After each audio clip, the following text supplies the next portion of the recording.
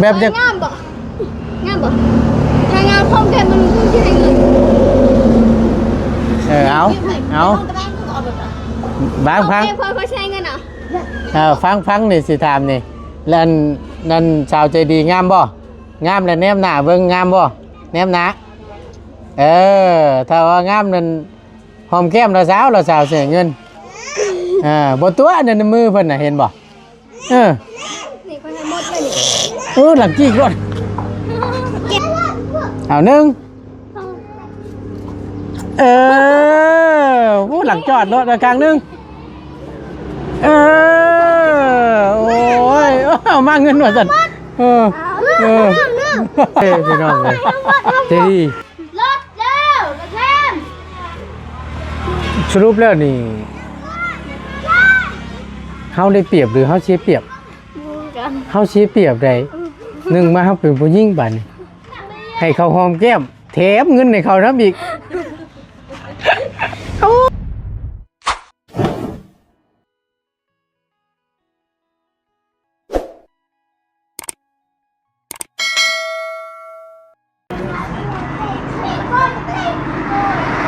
อย่างนี้บัดนี้เสียงหวะอยู่ใกล้กับน้องเพิ่นคือว่าน้องบอกบ่ฟังบ่จักพี่น้องเลย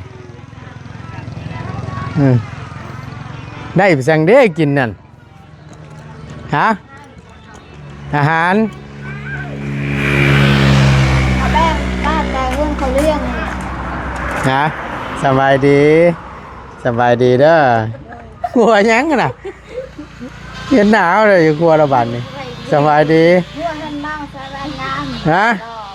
ใส่แว่นงามเลยได้หัวป่าโมเมนต์มีเข่าติดแก้มเฮาประจักเนาะรูปเบิ่งก่อนพี่น้องเอ้ยหลังจากที่อันนี้พี่น้องเอ้ยพักผ่อนกินข้าวกินน้ำเนาะยกเคลื่อนน้องเลี้ยงเดี๋ยวสิไปเบิ่งก่อนบัดนี้ว่าเพิ่นสิเฮ็ดแบบใดแน่แก้แบบใดแน่เนาะคือในการคำนวณพิษนั่นแหละทั้งช่างเพิ่นก็ได้เพิ่นก็ได้ลมพูดคุยน้ำโยทางอันนั้นเนาะทางช่างเพิ่นมีวิ่งประตูนฮะทำบุญแปลกอะไรเป็นอะไรหุ่งคักอยู่บ่เขาก็บ่ได้อยู่เบิ่งน้ำซ้ำเมื่อวานนี่หุ่งบ่ทั่วถึงอยู่หรอวะนี่ใครอยู่ซะทำทั่วถึงเพราะว่าย่านว่ามันอันนั้นนะพี่น้องบัดยามเพิ่นดินก็ดินเนาะคักเอากินให้แซ่บๆเด้อเดี๋ยวไปเบิ่งเพิ่นอีกก่อนจังหน่อยข้าวเจ้างามเนาะแต่คักก็ดีพี่น้องเอ้ยฝนตกมานี่ห้อยว้าแล้วนี่คักแล้ว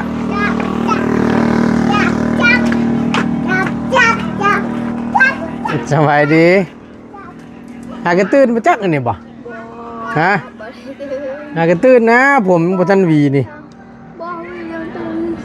เฮ็ดซื้อสิอยู่บ่แพ้บ่ได้เสียหยังบ่มื้อนี้สักเครื่องแล้วฮะว่าจะไปซื้อสบู่เอาสบู่สักเครื่องบ่ชูเพบชื่อเพบตัวสักเสื้อผ้าเพบผู้เนาะบ่เลยสบู่กับสบู่ชูโตพี่เพบนี่ก็สักเครื่องเจอบ่ถึกน่ะโอ้ไปถามนี่คำระเบ้าคลายเครื่องนี่งุ้งน้ำแหละ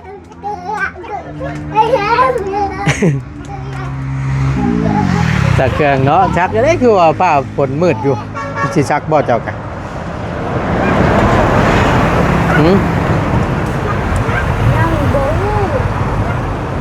ยังบ่ทันแช่บ่เสื้อผ้าแช่และเสื้อผ้ามันคำว่ามันนั่นกับบ่ผ้าซักก็ได้มันมืดมากได้พี่น้องเลยฝนกับสิตกพอฝนแล้วว่าโมเมนต์ชวนจะได้ตัวนั้นนะ อันตัวมันกลางเฮือนน้องเลี้ยงนั่นแหละชวนเจ้าน่ะเนาะกว้างซำใด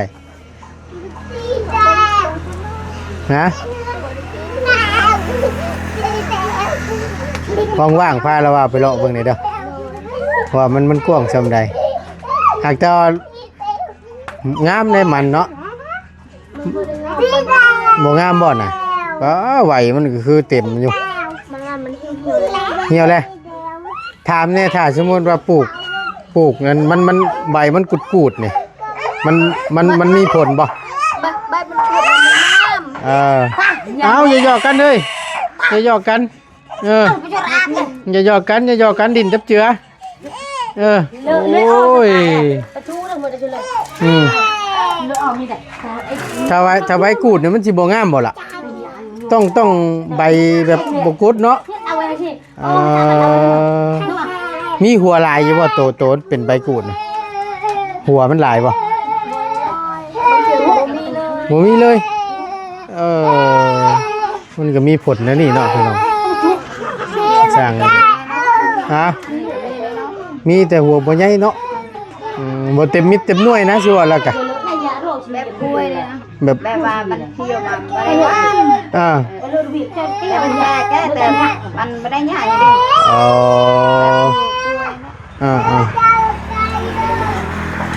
บ่เต็มมิดเต็มหน่วยลายเตอร์โบใบกูดมันระบ่าวแนมเห็นมันนั่นคือเห็นอยู่2ต้นบ่ ใช่มันลายอยู่บ่คือว่าได้ระบ่าวบ่ได้เลาะตามมันอันนั้นโอ้ยรถเลยนั่นไปจังคือจะไปขี่กลางทางไปแบบชั้นนั่นน่ะพาน้องเข้าทางแม่ละบ่อนตายเบิ่งเนี่ยรถน่ะ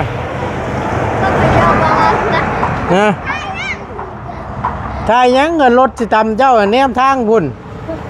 โอ้ยเนาะเบิ่งรถลายบ่ลายไปขี่ฮะว่าคือนั่น ผู้น้อยนะลูกไผน่ะได้ยังไงบอกว่าเอาเมื่อกี้ที่เขาเอาห้องแกเพิ่งไม่ใช่ช่องที่ผ่านเจ้านะเจ้าบ่หยอกเพิ่นนะแต่ว่าแก้ช่วงเจ้าสิจ้าง10,000แก้บ่กันล่ะห้องแกเพิ่งเขาใช้เงินเราเพิ่นว่าเท่าใดแล้วห้องหมอแล้วว่าใช้เงินหนักว่าเงินเขาโอเคแล้วว่าหยอกใช่เบิ่งกันอันนั้นผู้น้อยเห็นบ่ผู้น้อยเห็นบ่เอิ้นมาดูเอิ้นมาดูเอิ้นมาดูเอิ้นมาเบิ่งนิดนึงพูดแต่ตังเนื้อถูกเอ้าพูดนะแต่ปากกายังพูดเราพูดนั่นเบาเลยมันบักหล่าเพิ่นเห็นบ่แม่นลูกอ้ายอันที่ว่าเพิ่นคนดินนั่นบ่แม่นบ่โอ้ยไล่เนี่ยมานะมาจะครบแล้วโอ้ยโอ้อันลูกง่ายนี่แล้วนี้เนาะเห็นทั้งลุงเฮิมทายอยู่ว่าแล้วกับพ่อเลี้ยงเดียวได้พี่น้องเลี้ยงเดียวเมียบูว่าไปว่าอยู่บ่กล้าอยู่บ่กล้าซ้ำว่าเป็นเนาะ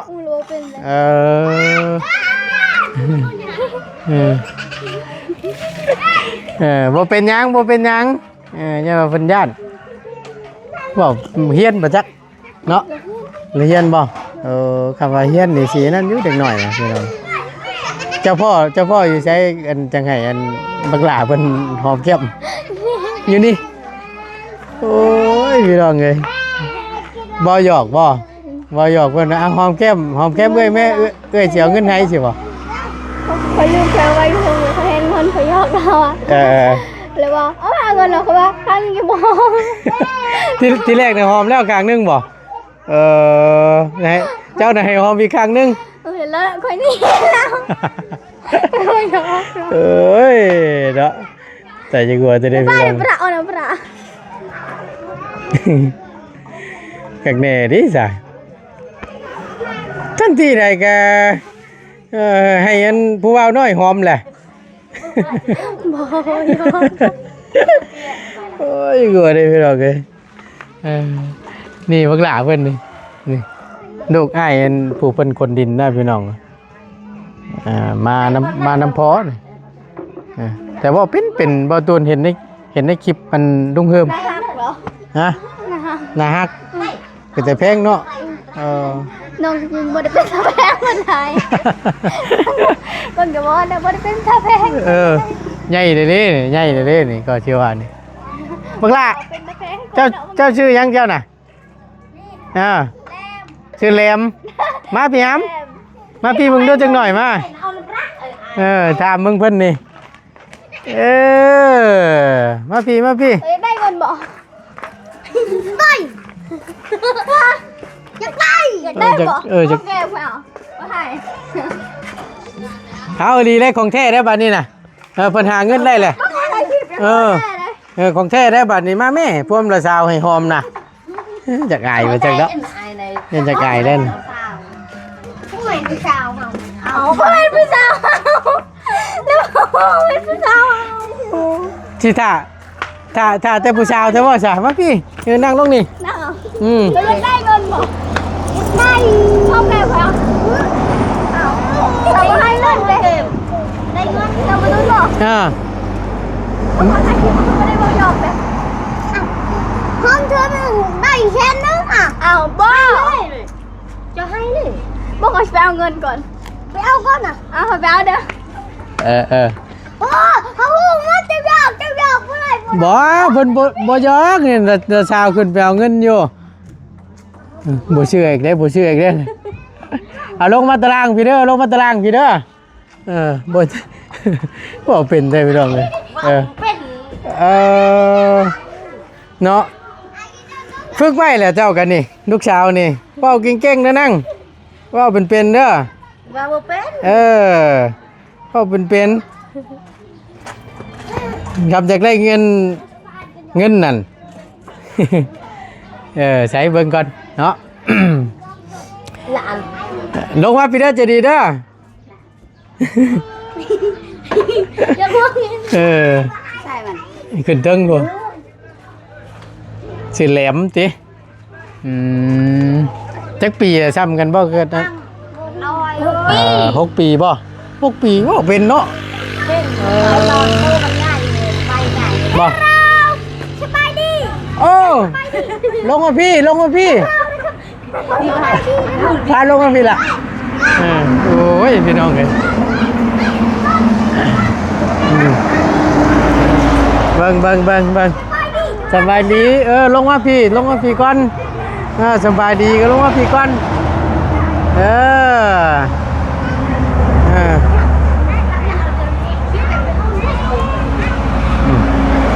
ใส่มานี่มานั่งนี้พร้อมแก้ก่อนเลยไทยบอกคุยตกลงกันก่อนนั่งมานั่งพี่มานั่งพี่คำอยากได้เงินเพิ่นเจ้าต้องอันนั้นได้นั่งเคียงข้างละสาวนี่ไปลูกละเบิ้งละเบาสิถามก่อนเจ้าจักปี6 ปีเจ้าเฮียนอยู่บ่เฮียนอยู่ป.ใดเฮียนอยู่ป.1โอ้ลูกละเบาก็ซ้ำนี่แหละนี่เป็นตะแพงเนาะหัวลูกละใช่พ่อเจ้าไปใช้พ่อเจ้าน่ะส่วนดินอยู่แม่เจ้าเล่นครับฮะแม่เจ้าอะไรอยู่ใส่บ้านเนี่ยแม่จะปะแล้วก็พอตัวปะแล้วเจ้าอยู่ก็พ่อเจ้า2 คนบ่ลูกล่ะระบาพร้อมปู่กับไปแล้วไปใช้น่ะอยู่วิละพุ่นเราไปใส่ปุ๋ยนาไปใส่ปุ๋ยนาเนาะว่าเป็นนี่ได้พี่น้องโอ้เอาบัดนี้มอบยกให้ทั้งน้องเจดีบาทนี่คุยกับเพิ่นเอาพ่อตัวชื่ออะไรชื่อเลี้ยวชื่อแม่เลี้ยวอะไรนี่แม่เนมบอกเจ้าเห็นอยู่บอกแม่ตัวเห็นอยู่บอกแล้วมาพี่อยู่บอกน้องตัวอยู่จังสิ ยังบ่ทันฮู้ ยังบ่ทันฮู้เอาสัมภาษณ์เพิ่นเบิ่งด้วยลองเบิ่งเจ้าเฮียนนี่จบมานี่อยากเป็นหยังวะนี่ จะเพียนเจ้าก็อยากเป็นหยังอยากเป็นคนขับรถแต่งดินโน่ขอรัง ความฝันเลยดิเนาะ แต่กูอ้าแต่ไม่ใช่ดิมันตัวอ้า นับมาตั้งมันจะตามเรา อยากจบเฮียนจบมาแล้วอยากเป็นคนขับรถ ขับรถแต่ง ขับรถแต่ง อยากใส่ตีนน้อย เออ รถนี่ยังรถโทนั่งรถไอ้บ่เลยสียังจะอยากได้สีฟ้าบ่ อยากได้สีฟ้าร ถบ่อนั่นมาเพิ่ง อ มาเพิ่ง มักในนั้นนั่นและจะอยากได้ยังอีกอยากได้โทนั่น บัด แข่งกันกับหมูแข่งกันกับหมูบ่และยังอีกทำมันบ่ เอาลองเบิ่งเอาจังชี้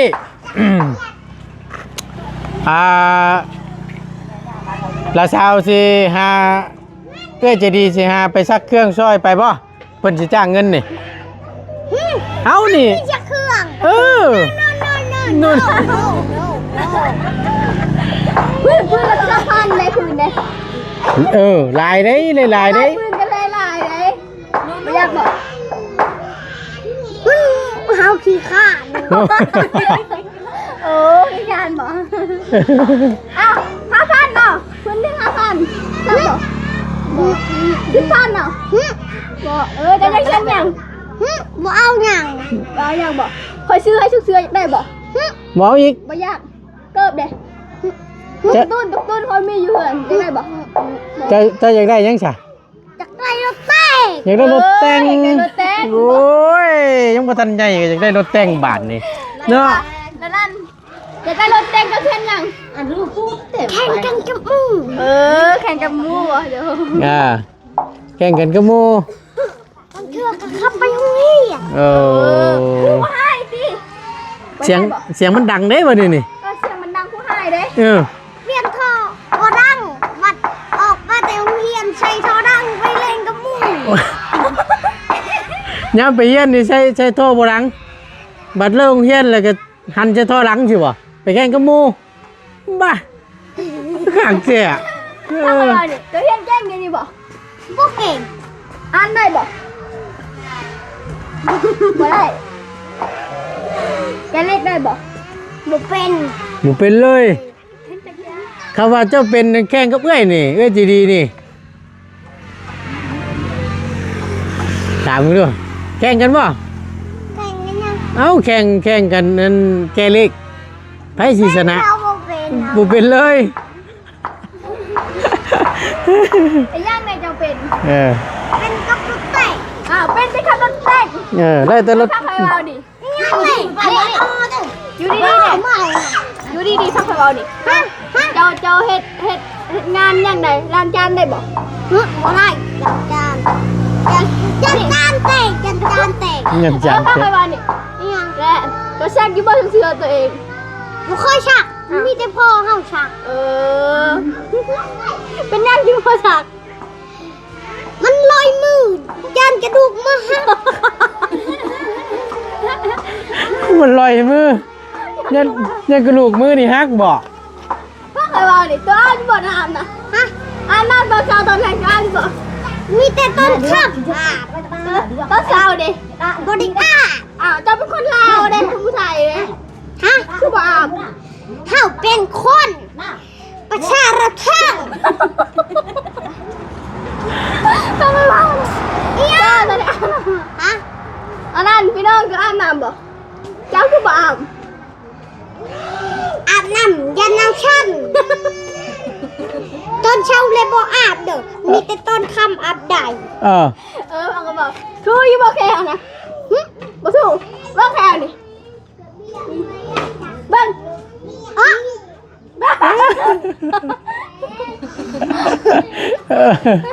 โอ้ยเนาะพี่น้องเอ้ยเงินว่าเป็นแต่ ทูอยู่บ่แค่ทูเธอหนึ่งคือเมนแถวตู่ทูแล้วบ่เช้านี่ ฮะ ยังบ่ทันถึง จังหว่าเงินเอ้ยใจดีแต่ว่าได้กินออกมาแสดงว่าแค่บ่ถูกจ้ะนี่เนาะ ตัวเป็นกระแพงบ่ เป็นตะแพงนั่นล่ะสาวเจ้าย่องเป็นตะแพงว่ะเจ้าเว้าเป็นว่ะแบบจะ งามบ่งามบ่ถ้างามพร้อมแค่มันคงสิให้เงิน เอาบางพัง พอใช้เงินอ่ะ ฟังนี่สิถามนี่แล้วนั่นสาวใจดีงามบ่งามแล้วแนมหน้าเบิ่งงามบ่แนมหน้าถ้าว่างามนั่นหอมแก้มเราสาวเสียเงินบ่ตัวนั่นมือเพิ่นน่ะเห็นบ่นี่คนให้หมดเลยนี่ หลังกี้อีกรถ เก็บตีนี่ขอสิพาตัวไปซื้อถุงเชื้อไปบ่เอาถุงเชื้ออยากได้ยัง ฟัง อยากได้รถลิโม่ ฟังใจดีอันเจ้าได้เงินเดี๋ยวเจ้าจะไปซื้อหยังวะนี่เจ้าไปซื้อหยัง ชื่อรถลิโม่ ซื้อรถดิโม รถน้อยๆนะรถลิโม่รถบีบอะไร รถบังคับมันบ่ โดย โอ้ย ได้บ่อยากได้บ่เป็นหยังเจ้าคือบ่ซื้อเสื้อผ้าใส่ลูกล่ะ อยากได้รถลิโม่ มันหนาวใดใส่เสื้อผ้าจะได้อุ่น เย็นสบาย เย็นสบาย สบาย โอ้ยเอาตกลงแม่แต่ว่าละสาวงามน่ะหอมแก้มละสาวบอกน่ะแนมนะงามบ่งามเนาะคำงามเลยหอมแก้มเอาหนึ่งผู้หลังจอดรถกลางหนึ่งโอ้ยเอามาเงินหน่อยสันจะว่าเอาไงทั้งหมดทั้งหมดบ่ต้องตัวต้องไงเปล่าเนี่ยเปล่า ใจดีรถแล้วบาทนี่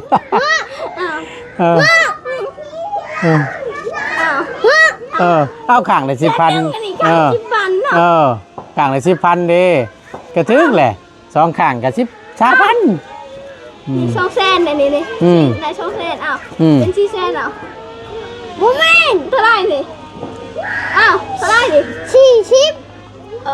40บอกแล้วนี่เท่าไรนี่มันคิดบอกดิ30แล้วนี่เด้1,000เด้โอ้จักเพิ่นเลยพี่น้องเอาเชนหนึ่งจะว่าเอาไงเอาหมดเลยเอาเห็นอยู่ใบเชนตั้งเลยบอกอยากได้หรือบ่อยากบ่เอาใบเชนแต่ถ้าอยากได้ใบเชนก็ไปหาเองเอานี่บ่อยากจะอยากได้ใบเชนเอาแม่ลูกหล่ะเอาแม่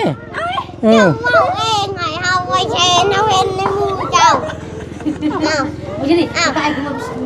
เจ้าตัวเขาบอกเอาตัวเจ้าตัวเขาบอกเอา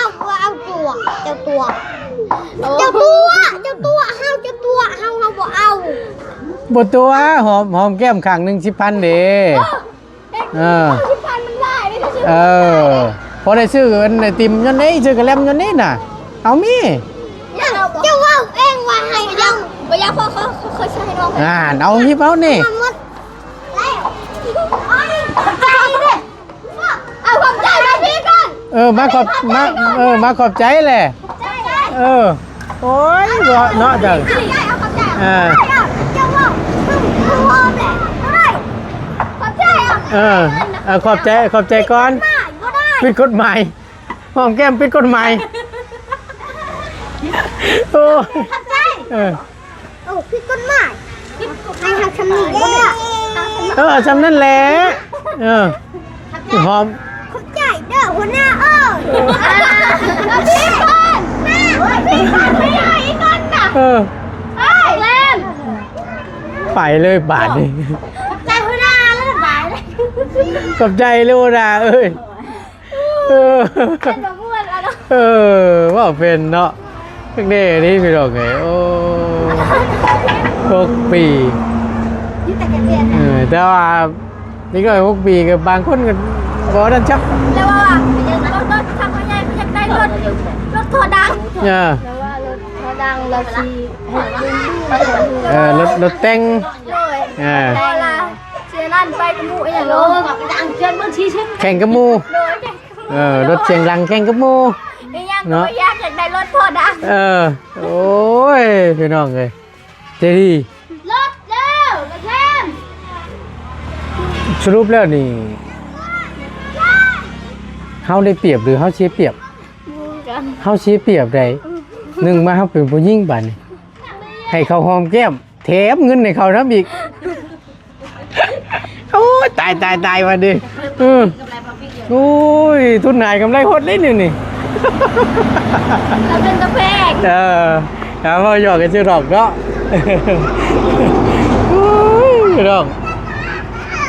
ก็เป็นเนาะชี้บ่เจ้าตัวน้อยกะก็เป็นนี่อยู่บ่บ่ได้ครับ วิเรน โอ้ยไม่อยู่นะ เอาพี่น้องเลยเนาะเท่าไรเมื่อกี้นี่40,000มีหายละเส้นนึง บ่ไว้แล้วจำนั้นแต่ก็พอแล้วข้างละ2,000 ข้างละ20,000คักแน่เลยเนาะโอ้ยบ่ได้ไปทั้งใดมื้อนี้เนาะล่ะเนาะพักผ่อนแป๊บมาสิท่านซื้อแป๊บบัดนี่ เราไปบอกพอแล้วพี่น้อง ไปบอกพ่อสิไว้เลยแต่แพงพี่น้องเลย แล้วให้พอแล้วเอาไว้ คักแน่ที่จ้ะ เป็นว่าให้หายนี่หาย สี่มาแล้วเนาะสี่มาน้องจะดีแล้วตามไปจะได้ไรบัตรนี้ไรพวกเงินนั่นไปซื้อแพบบัตรนี่ได้อยู่เนาะใครอยู่ฉันเนาะใครฉันทาซื้อแพบซักซื้อผ้าจะหลายบัตรนี้ย่านรอมันบ่ย่านรอนบ่แห้งผ้าฝนกันสิตกเลยเนาะโอเคอยู่ดีมีแห้งขาดทุนน้องจะดีขาดทุนรอบนี่